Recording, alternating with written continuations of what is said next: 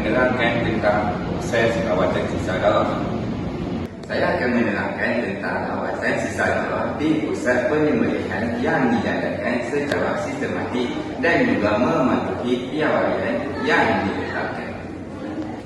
Poster ini menunjukkan rawatan sisa darah di pusat penyembelihan, iaitu pengumpulan sisa darah, pengeluaran ke kaki, proses rawatan, pemahaman atau kondisi alam sekeliling ataupun dinamakan AKAS 1974 dan juga pelepasan selamat. Baiklah, seperti yang dilihat tadi, air darah yang terhasil dari proses sembelihan akan dikumpulkan dan disalurkan melalui saluran ini.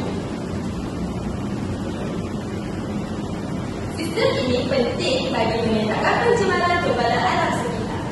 Seterusnya, penyaluran ke tangki rawatan. Sisa darah tersebut akan dialihkan ke dalam tangki khas sebelum menjalani proses rawatan yang bersesuaian. Kemudian, proses rawatan dijalankan. Tujuan proses rawatan dijalankan bagi memastikan bahan pencemar dapat dikeluarkan. Untuk pengetahuan semua, proses ini adalah tertakluk kepada pematuhan atau kualiti alam sekeliling ataupun dinamakan AKAS 1974.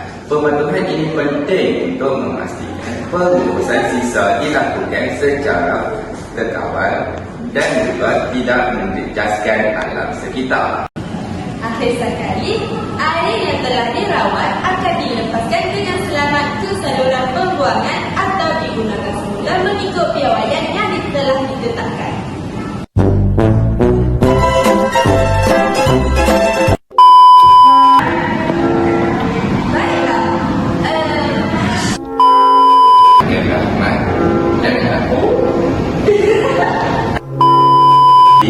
Dan juga mematuhi piawaian.